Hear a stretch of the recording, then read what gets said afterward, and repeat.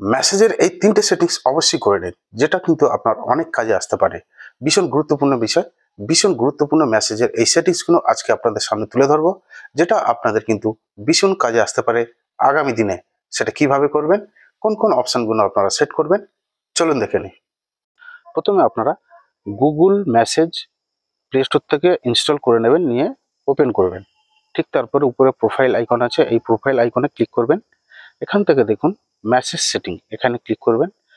প্রথমে দেখুন এখানে যে একটা অপশন পাবেন স্পাম প্রোটেকশন, এই অপশনটাকে আপনারা অন করে নেবেন।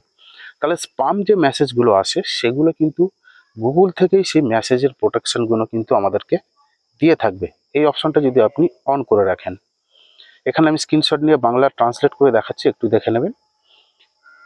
এখানে স্পাম শনাক্ত করতে সাহায্য করার জন্য পরিষ্কার এখানে লেখা আছে, আপনারা একটু দেখে নেবেন। ঠিক তারপরে এখান থেকে একটু ব্যাকে আসবেন। এখানে আরেকটা অপশন পাবেন দেখুন মেসেজ অর্গানাইজেশন, এখানে ক্লিক করবেন। এখান থেকে এই অপশনটাকে অন করে নেবেন। এই অপশনটা অন করলে আপনার মোবাইলে যে ওটিপি মেসেজগুলো আসে, সেই ওটিপি মেসেজগুলো 24 ঘন্টা পরে অটোমেটিক কিন্তু ডিলিট হয়ে যাবে, আপনাকে ডিলিট করতে লাগবে না। ঠিক তারপরে এখান থেকে দেখুন আরেকটা অপশন পাবেন, ব্যাকে আসবেন, স্প্যাম অ্যান্ড ব্লক, এখানে আপনি যদি ক্লিক করে রাখেন তাহলে এখান থেকে আপনি সেই মেসেজগুলোই দেখতে পাবেন যাকে যাকে আপনি অলরেডি ব্লক করে রেখেছেন।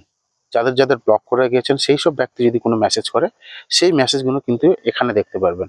সঙ্গে থাকবেন, ধন্যবাদ।